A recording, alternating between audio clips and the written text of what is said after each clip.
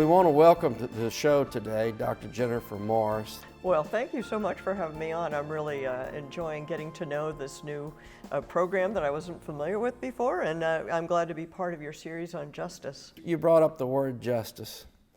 Why don't you tell the audience what injustices that our children are experiencing today because of this sexual revolution that we went through for the last several decades that have changed the mapping of this country? Well, the way we look at it at the Ruth Institute is that every child is owed a relationship with both of their parents, if that's at all possible, and every person, without exception, is entitled to know their identity, know who they are, know their cultural heritage, their genetic heritage. And in order to secure those rights of children, you need stability between the mother and the father. That's the way you deliver a relationship with both parents, right? Because if mom and dad are quarreling, or they live on opposite sides of the country, or dad was a sperm donor, then the child is never going to know half of who they are and half of their identity. And so we consider an injustice to children for parents to be out of the picture without some unavoidable tragedy making that possible. And of course, many of the things that I've mentioned and that will come to your mind right away are not unavoidable. These are things that we have sanctioned through the law and social custom.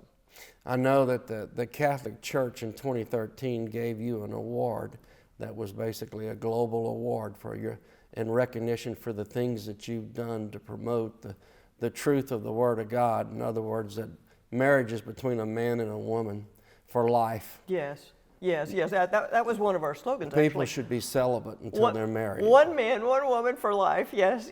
And it was an organization. It was a Catholic journalist organization that named me one of the top Catholic stars of 2013. And Pope Benedict and Pope Francis were both on that list. So I felt like that was pretty good company at that point. But yes, I mean, a lot of the things we teach are now sometimes regarded as exclusively Catholic, but I don't view it that way. I mean, everything we do is in keeping with the teachings of the Catholic Church, but at one time, everybody agreed on these things, So it's not by any means it's not my private property, it's not the Catholic Church's private property, it's the truth, You have to admit, if you just think about it, that if you only had sex with the person you were married to, it would solve a lot of problems, Yeah. I mean, when you think about out-of-wedlock childbearing and the problems that creates for children, if you think about multiple divorces and the infidelity that's so often behind the divorce, the thing that's driving the divorce, this is unjust to children, for dad to decide he wants a trophy wife, or for mom to decide, well, I've got a better deal. I found a guy who can support me better, so I'm gonna move on. That's unjust to the children, and people just accept it like it's nothing, and they don't realize that the reason this is all possible is because the state has made it possible.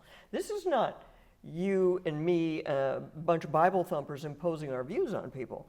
The truth is that if you believe in justice for children, children are entitled to the stability of their parents' union. Well, children can't go take their parents to court and say, see here, get over here, straighten up. Children can't do that. The society has to create the structures that creates this stability that children need. And it's the state that has undermined those structures. The institution of no-fault divorce removed the presumption that marriage would be permanent. And I think everybody can figure that out. Oh, it's not really for life. It's until we're tired out. We're tired of each other. But it also removed the presumption that marriage would be sexually exclusive, because no longer is adultery any kind of problem. So the person who commits a marital fault of having a sweetie on the side, nobody cares. The law turns a blind eye to that. The law pretends that they can't determine fault. And so this is cultivating injustices that would have been unimaginable in the 1950s or the 1960s, or really in any age prior to our own.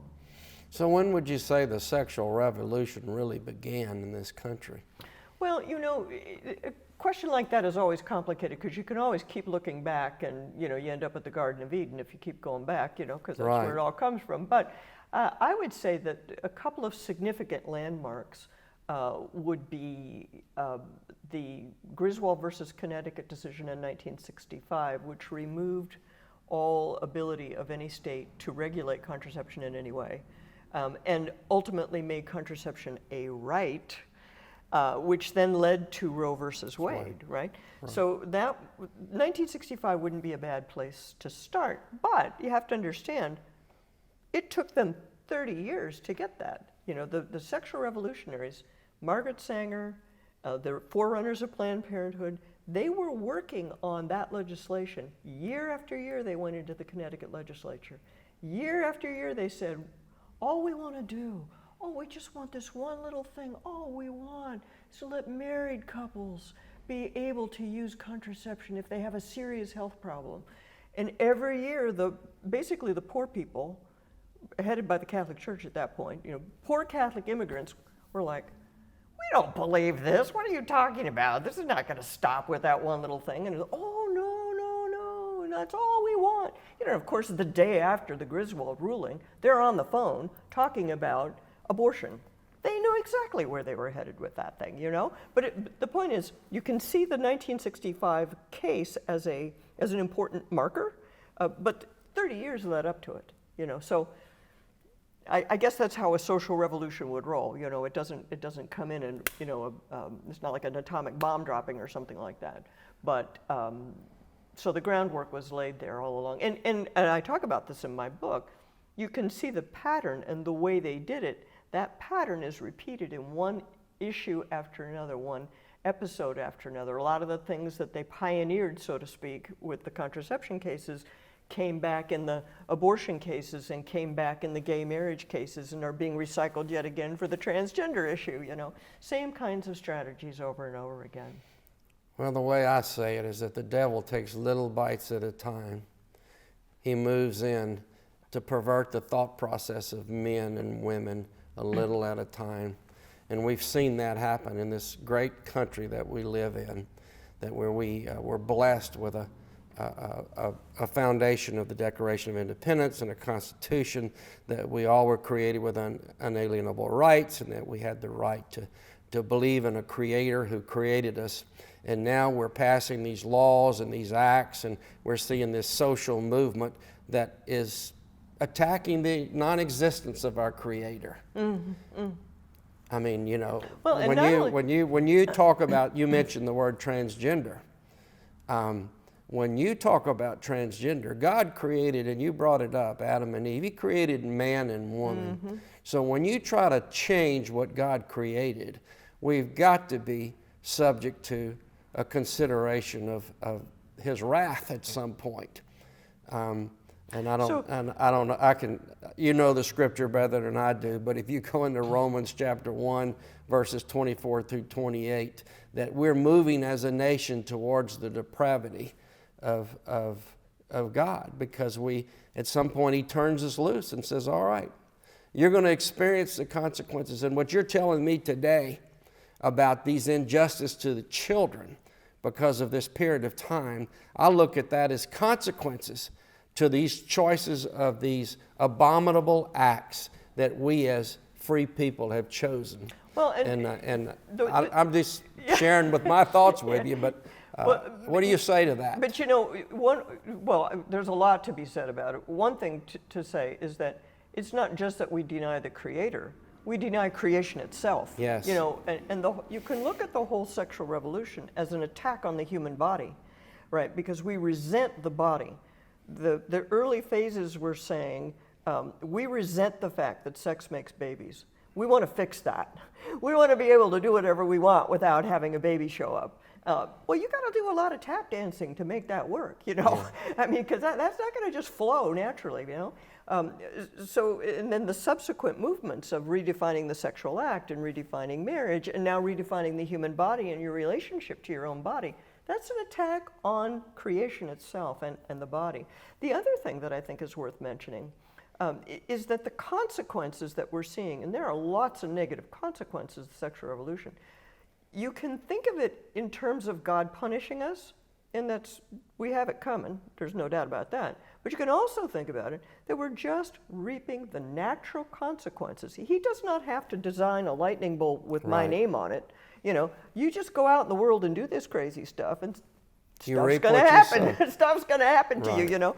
And that's a kind of natural law thinking that, you know, a scientific mind should be able to see that. Yeah. And we at the Ruth Institute try very hard to keep as much scientific information out there as possible. We're an interfaith coalition, right? So we've got Catholics and Orthodox and Protestants and, you know, we got people all across the board who share these values, who can see that this isn't right, you know, and we got to do something about it. So the science is really on our side, and when you hear people say the science is settled, what they're really telling you is sit down and shut up. We don't want to talk about it anymore, you know, and that is not a good place to be. Well, what's happened is we've allowed a segment of society that when they hear a view they disagree with, they immediately identify you as a homophobe, a xenophobe, a misogynist, a racist. Right. I mean, they want to identify you as one of those things, which is absolutely untruth, and it's nothing more than a political game. And so we've been facing that. But the truth is the truth. Right. And I respect the Ruth Institute because I know y'all funded studies to look at pedophilia in the church. Yeah. You funded studies to look at whether or not you can relate homosexuality to pedophilia, and what is the probability that a homosexual will be a pedophile. I know that you've looked at that science. We've looked at that stuff. And of course, no one wants to know. and they don't want to know, and they don't want to believe. Yeah. But it's very scientific, and I believe you have it in publication now too. So our material on the relationship between homosexuality and clergy sex abuse is work done in the Catholic Church. We got a lot of data. Yeah. You know, we've got data that was collected by the bishops. We've got data that's been gathered by journalists. There's several big data sets that have been gathered over the years. And our man, Father Paul Sullins, he's a priest who's also a sociologist. He analyzed this data. You know, we're Catholics. You know, it's not like we're out to bash the church. You know, we're trying to figure out what is going on here. Because my feeling is if we don't figure out what's going on and deal with it, nobody else is. Hollywood's not going to deal with it. The Boy Scouts can't deal with it. The public schools aren't going to deal with it. You know, the pedophilia is everywhere, you know. Yeah. So we're trying to look at this as objectively as we can, whether we like it or not, you know. And Father Sullins' work is definitive in this sense. Hunter, nobody even tries to refute him. Basically, the strategy has been to ignore him, you know. But what he shows is that there's a high correlation between men who self-identify as gay in the priesthood and the amount of clergy sex abuse. And you can watch it kind of rise and fall. And we still have some child sex abuse in the Catholic Church. We still have some. But it's not all homosexual anymore, you know. So I mean, any case is too many. We don't want any cases, right? But the character of it has changed, and that's important. You know, the post John Paul II era brought in more manly men, and there was less domination of homosexual ideology in the seminaries and so on. And so there is some improvement taking place. But you're not going to know that if you don't look. You know, and you gotta look. You gotta look. I agree totally, and I'm not beating up and even trying to point out the Catholic Church. Right. You've done the work through the data that was available. But That's a point. It's the same thing in the Protestant Church. It's the same thing everywhere in our culture, and it takes scientists like yourself and truth seekers like yourself to do it. And I really commend Ruth Institute for what you've done. But you said something earlier that makes me want to address something that is so unpopular and makes people feel so uncomfortable, that we are now moving in that range in a country to where they want to make polygamy legal again. They want to make pedophilia legal in this country. I've seen that some of the provinces in Canada want to make bestiality legal. So how bizarre is it? And is God going to turn us over to ourselves or not? I believe that maybe, and we're talking at such a time when we've all gone through this coronavirus stay-at-home mandate. Maybe we have a reset where people are realizing the importance of family right now. Now, I understand the economic decision that was made was a bad decision to shut the world down out of fear, you know, because the Word tells us God doesn't give us a spirit of fear. He gives us a spirit of power and love and a sound mind. And we acted in a bad sort of way based upon bad information. We acted based upon information that came from Dr. Fauci and Dr. Birx. And since I've mentioned Dr. Fauci and his relationship with Bill Gates, who have been the biggest funders of Planned Parenthood? Because I know you've opined, you've written on it, you've talked about who's funding all these abortions in this country. So before we get there, I want to say one thing about the coronavirus. Go ahead. I mean, it's just... There's plenty to talk about here, isn't there? Yeah. So, you know, we have a wholesome respect for authority. We have a wholesome respect for expertise. But and as you can see, I'm in full compliance. We haven't been to the beauty parlor in, 2 months or whatever, 10 weeks or whatever. But we respect authority, we respect expertise, but so much has gone on to where we don't necessarily trust our leaders. And that is a fact in our present moment, that the public, so many people in the public are just thinking, are they trying, what are they doing? I don't know if I really believe all this, and we're commanded to obey lawful authority, so we don't want to just be throwing rocks at our leaders. With one exception, when it goes beyond the Word of God. But they have only themselves to blame, one could say, that people don't trust them. Yeah. So that's all. I don't want to say too much about it. But Planned Parenthood, Bill Gates, Warren Buffett has personally given over $1 billion to Planned Parenthood, to pro-abortion causes over the last 10 years, okay?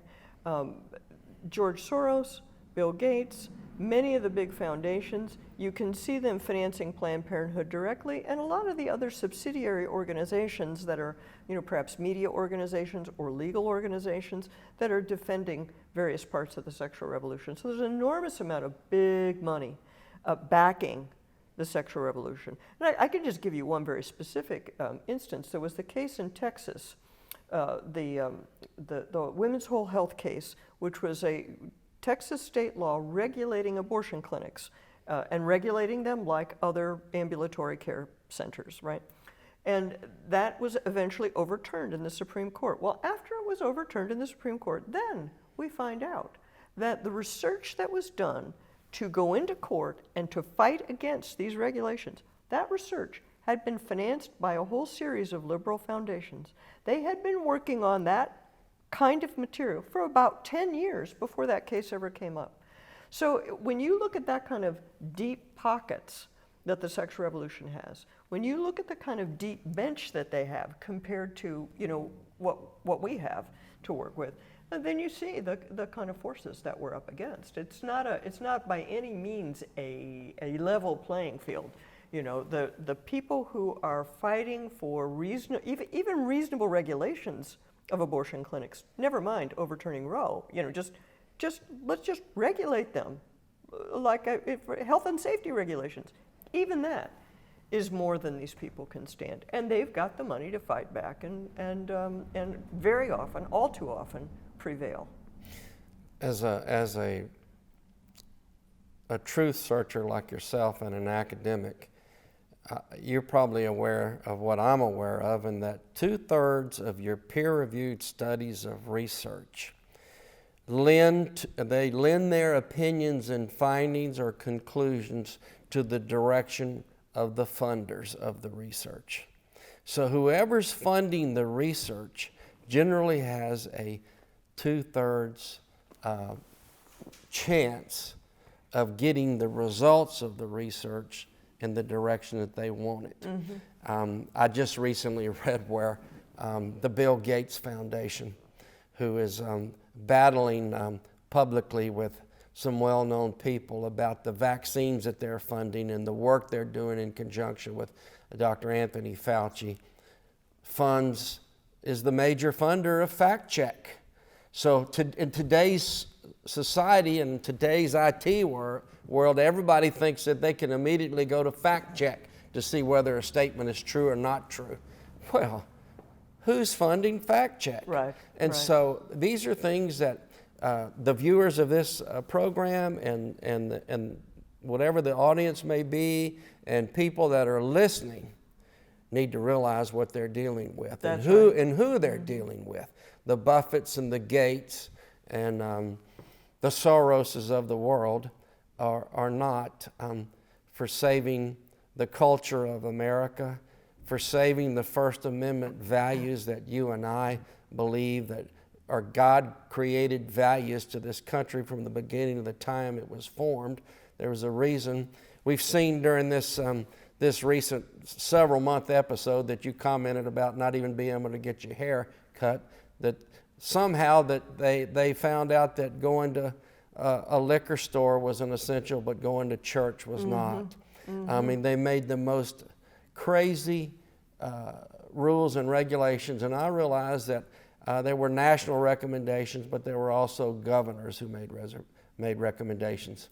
And, you know, this country truly needs prayer, but we need to be Jameses. We need to be faith who are willing to work. And I really commend you on the work that you've done in the Ruth Institute. Tell the audience why Ruth. Why did you choose the name Ruth? Well, okay, so when I founded this organization, I knew that I wanted it to have like a patron. I wanted it to be named after a person. I didn't want it just to be the marriage study think tank or something. You know, I wanted to have a person's name. So I'm thinking about it and praying about it and kind of kicking it around in my mind. And I also knew from the beginning that I didn't want it to be exclusively Catholic. So that rules out like, the Virgin Mary Club or something. You know, we can't do that. So I'm just ruminating on it, and literally on Epiphany, I had an epiphany that Ruth of the Bible is perfect because she valued her family. She put her family and loyalty and her new faith before what would have been comfortable and convenient for her. And everybody loves Ruth. You know, every religion you can think of pretty much loves Ruth. So she's not a barrier to anybody. You know, everybody can connect with her. And then, of course, that it all fell into place in my mind. My mother's name was Ruth, and so it just all was, completely perfect and the right thing to do. So that's how Ruth came into it. That's great. Ruth was a Moabite. She wasn't even a Jew. Exactly. Her mother-in-law was a Jew, Naomi. And when she made the decision to go with her mother-in-law back to Jewish territory, I would say, she basically said, "Your God will be my God." That's right. And I'm gonna, and that's who she is. And then God put her with Boaz, and then the story goes on. And they become ancestors of Jesus Christ. She's one of the few women mentioned in the genealogy. In the genealogy, you're absolutely, so that's pretty cool. You're absolutely right. That's pretty cool. Yeah, and also she said, "Your people will be my people." I say that to people all the time. Yeah. So your people are going to be my people. I know the viewers of this station are going to love the Ruth Institute, and I know we're going to get along with these viewers too. So your people are my people. Well, that's great. I know you've done statistical analysis of all of the problems that have come out of this revolution in these past several decades that have affected children. Would you share some of that with us? The consequences of these bad actions. What have they done to these kids? And what are y'all doing to try to plow in there and educate victims that are now adults? Yes. Some that are still children, some that are now adults. Yes. What is the Ruth Institute doing? Well, the Ruth Institute tries to look at this issue from the perspective of the people who've been harmed by it. Because when you're talking about the sexual revolution, you will always see some jolly promoter saying that the next great thing is going to be so great for everybody and there's not going to be any problems, and any problems are all airbrushed away, and when things go south, they lose interest in the person, and so we're like, well, there have been a lot of people harmed by this stuff. Why don't we get them a chance, So we talk about children of divorce. In fact, we put together this little pamphlet, "Do you know a survivor of the sexual revolution?" which is a rhetorical question. Everybody knows a survivor of the sexual revolution. So right at the top, children of divorce, reluctantly divorced persons, meaning abandoned spouses, people who would like to have stayed married, but their spouse left them, and under U.S. law, the government's always on the side of the person who wants the marriage the least, Yeah. We've got the donor-conceived person, people who never know one of their parents because it was a commercial transaction that is made anonymous by the state, the pornography addict and their families. Think about that. Think about what a problem pornography is. And for every addict, there's all their family members around them that are affected by that. Post-abortive people, men and women.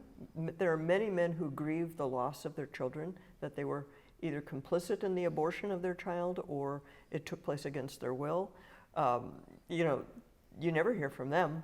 You never hear their story, you know. People who are refugees, we call them refugees from the hookup culture, refugees from the LGBT lifestyle subculture. These are people who live that way, whether it's in the hookup culture, gay or straight, and have walked away from it, have turned their back on it.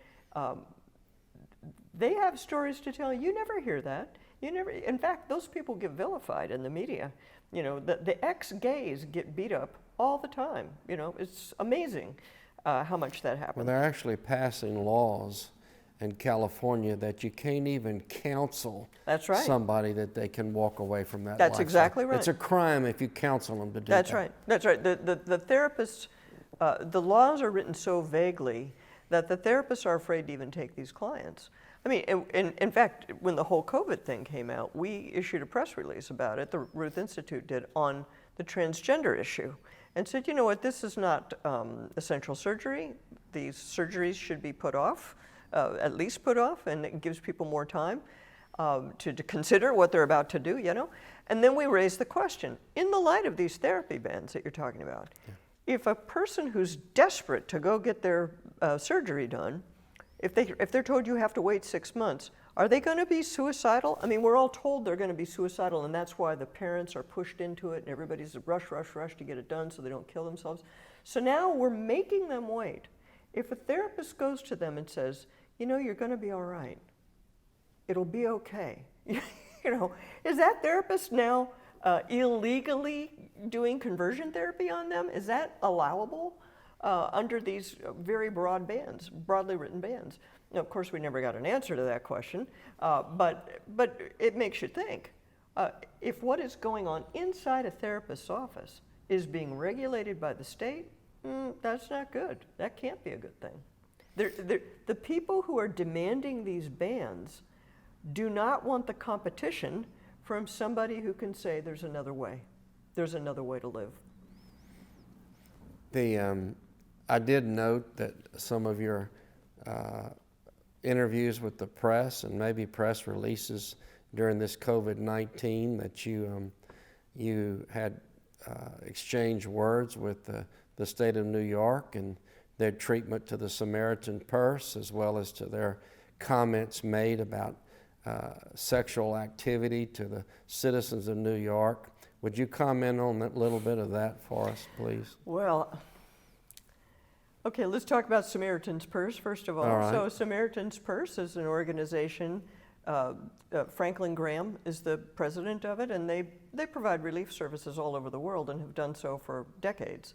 And so they said, well, this is a pandemic, this is an emergency, we'll do what we always do, we'll show up and we'll help. So they set up emergency field hospitals in Central Park in New York City, and basically said, if you don't need a ventilator, we'll help, we'll take the overflow from the hospitals, we'll help. And so don't you know, the LGBT activists in that city basically said, well, these guys are haters, they're bigots, we don't want them in our city. Somebody on the New York City Council said as much, and basically, I mean, I wouldn't say they ran them out of town, but they came close to running them out of town.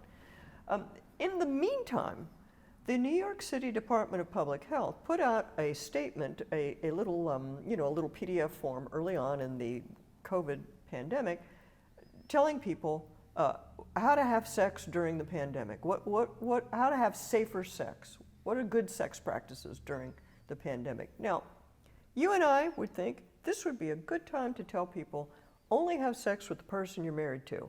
I mean, that would solve a lot of problems.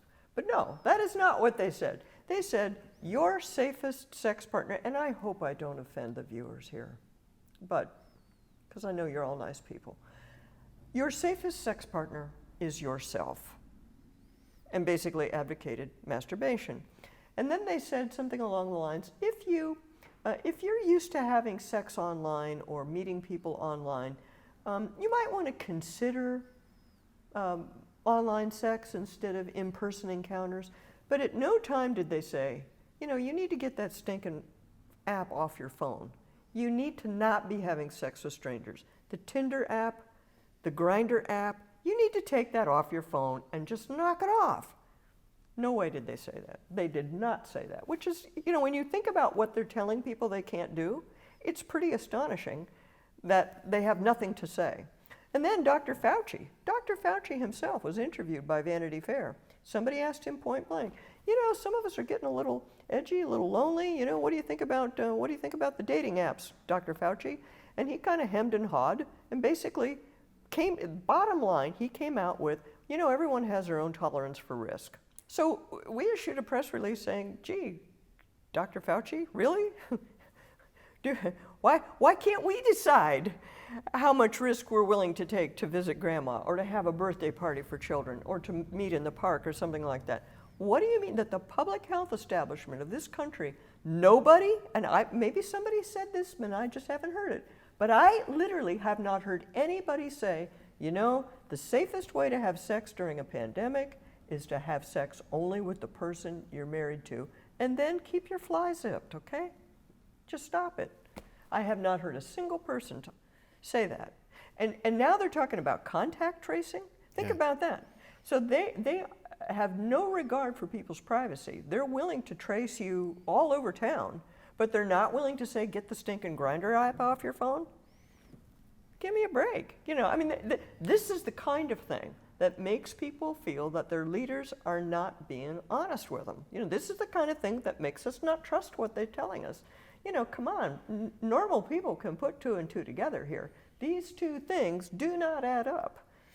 Well, to me, that was the biggest statement of hypocrisy that you could hear from Dr. Fauci, saying everybody has their tolerance for risk, but yet he will not say that word with respect to the economy of the world or the economy of the United States and the individuals about. That's right. It's crazy. We take a risk every day when we get in the car, and that risk is greater than one of us getting the COVID-19.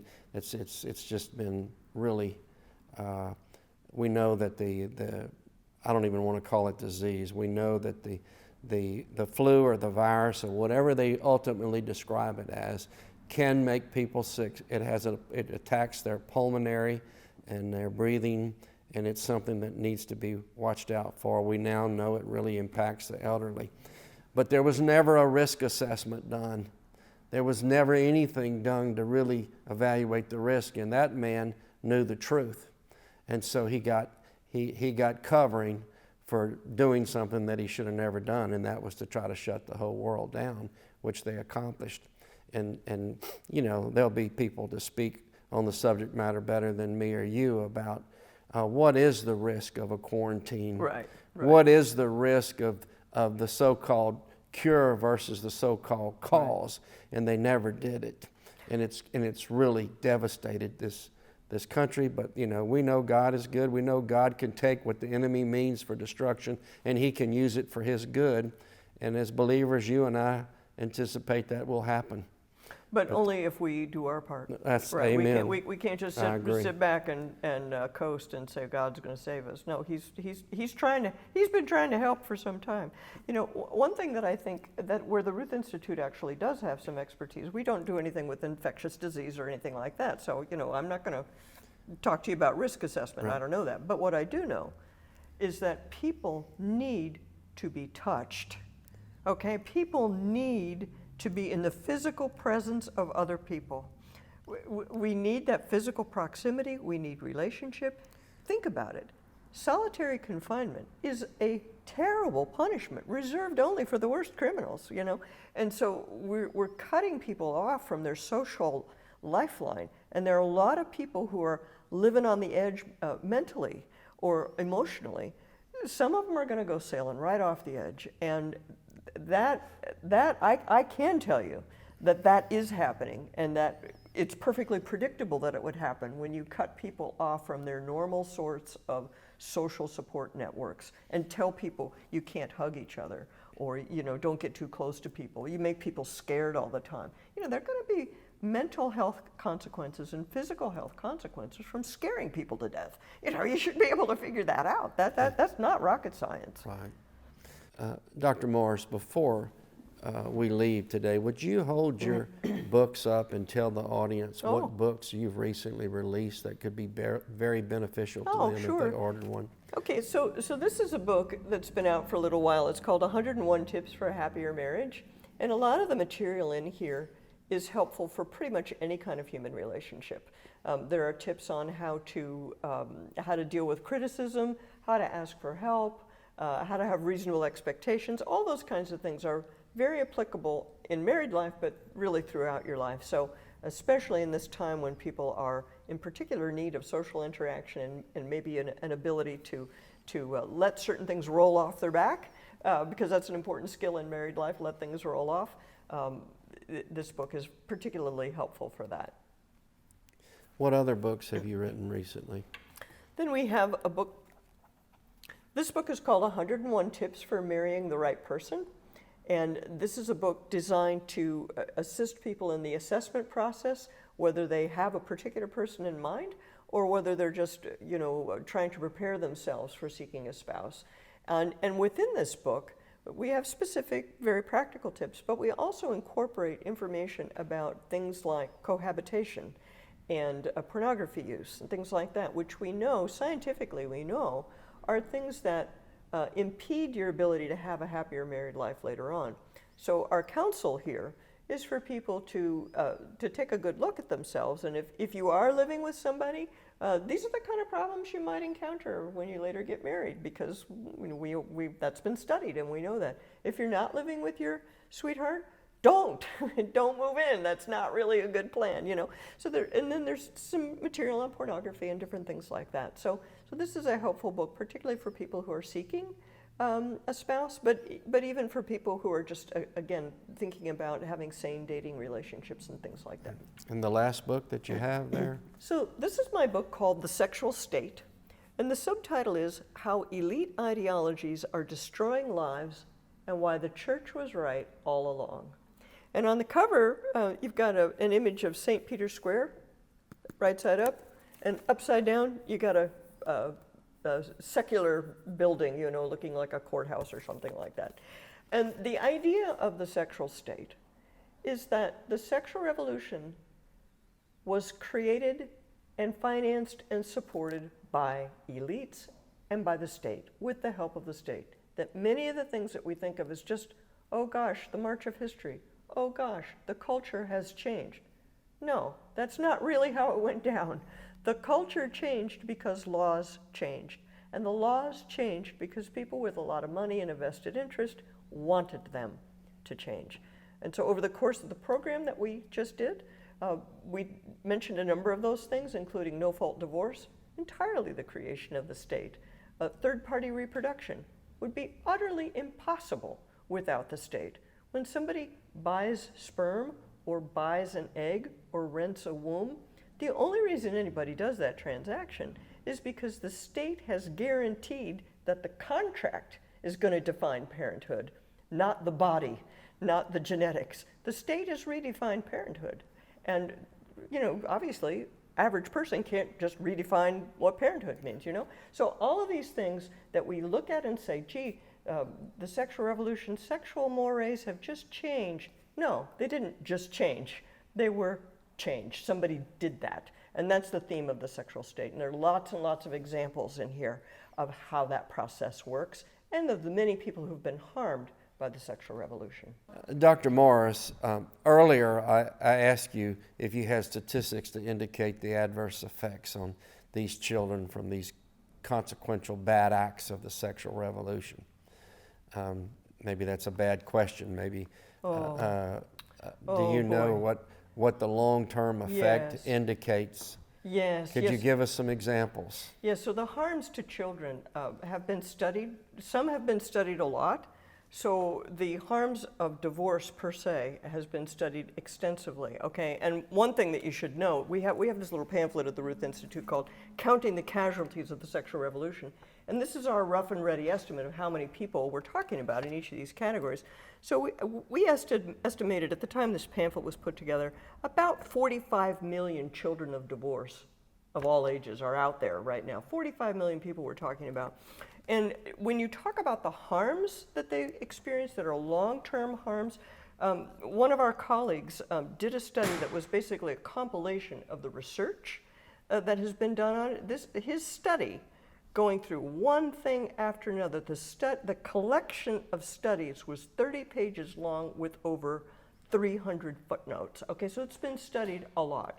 And so I can't give you particular numbers on particular things, but I can give you, kind of a rough overview of some of the kinds of things that they have problems with that have been studied. Dying at a younger age, having fewer close friends, suffering academically, not finishing high school, having less parental supervision, feeling a lack of compassion from their church, having thoughts of suicide or violence, having problems forming their own relationships when they become adults.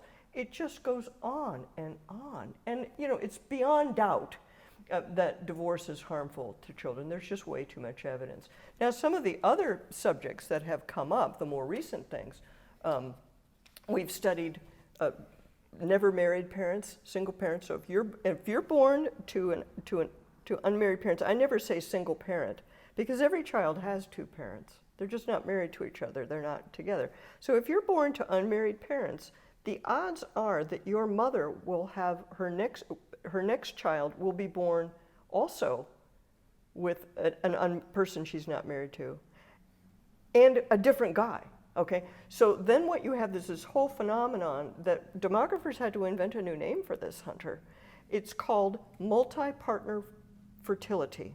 Okay, multi-partner fertility, and they've had to invent new concepts just to study it, because the impact on the first child is very different than the impact on the last child. So the last child may be born into a union that turns out to be permanent. That last child gets to be with their mommy and daddy their whole life, but the first child has experienced multiple turnovers in their lives. So it's a mess. I mean, it's just a mess. And trying to figure it all out, is very difficult. The other group of children that we should say something about are the donor-conceived persons, because this is becoming a larger and larger group of people who are conceived through sperm donation. Actually, donation is not quite right. It's a purchase, right? They don't donate, and none of this is donated. It's all purchased. So your mother buys sperm from a man she doesn't know, or your father buys an egg and rents a womb from two women that they might not know. Those children have not been very thoroughly studied. And I did put together some research that was known, and what you can see is a list of physical problems just arising from IVF, the use of the in vitro fertilization. There are risks just associated with that. And then there's a bunch of psychological things that we believe are a problem, but nobody cares enough. I mean, think about it. This is a multi-billion-dollar industry, and nobody cares enough to ask the question, how are these kids doing 30 years later? What is it like to not know who your dad is? What is it like when you look at your family tree and you've got freckles and nobody else in that picture has freckles? What are we doing here? Nobody even knows. So, I wish I could tell you. And by the way, on our little chart here, counting the casualties, there are a few ones that have a little star there where it says no data. And what that means is we have no idea really how many donor-conceived persons there are, because we don't even ask. It's amazing to me. Have you done any studies on gay couples that adopt children, on what the propensity of those adopted children will be to accept a gay lifestyle versus a heterosexual lifestyle? So this is a question, the studies of children of same-sex parenting is really in its infancy. This is a very interesting question. I recently did an interview with a guy who specializes in this, a guy named Dr. Walter Shum, and our father Paul Sullins has also done some of this research as well. The question of heterosexual orientation is one that got studied quite a bit, and they are less likely, we don't know how much less likely, but they're less likely to self-identify as exclusively straight. That's what we know for sure. And then there are a number of other problems that are beginning to come to light. But I think the thing that your viewers really need to know is that in the run-up to the Obergefell decision, the research that was presented was simply not adequate for the weight that it was being asked to carry, for what we were being asked to believe. That the data and the studies were certainly not of rigorous enough quality to completely redefine parenthood, because that's the effect of what we did. Now, I interviewed Dr. Shum on my program, The Dr. J Show, which is on the Ruth Institute YouTube channel, so people can go and view that and hear what Dr. Shum had to say. But at every level, the image that has been created in the media, the children of same-sex parents are doing just fine. That is certainly not conclusively true. Let's put it that way. That's way, way overstated. Tell the audience, if they want to watch your YouTube program again, how they can find it and how they can reach out to your website or contact you for information. Yes, well, thank you. I would love that. Would you do that real quick? Yes. And tell them? I would love to hear from all of you. You can reach us at the Ruth Institute at our website, which is ruthinstitute.org. Very simple, ruthinstitute.org. We have an electronic newsletter that you can sign up for, and we send out stuff once a week. It's good to sign up for the electronic newsletter because no one controls that. Mark Zuckerberg can't shut us down for anything that we say in our newsletter. So you really do want to subscribe to the newsletter. But we do have a Facebook page, very active Facebook page. We have a YouTube channel, the Ruth Institute YouTube channel. And we have a weekly video podcast that we put out called The Dr. J Show. That's me, Dr. J. The Dr. J Show, where I interview people who have significant expertise in areas that will help us defend the family and to understand the importance of one man, one woman for life. Well, I can't say how much I thank you for coming and sharing these thoughts today and these comments. And I know you're a truth seeker. You are always seeking the truth, and then you're educating people, and you're working with married couples, you're working with victims of this revolution, and you're giving your input that I know that God's using you in a big sort of way. So thank you again for coming. Well, God you're bless. very welcome. You're very welcome. Thank you so much for having me.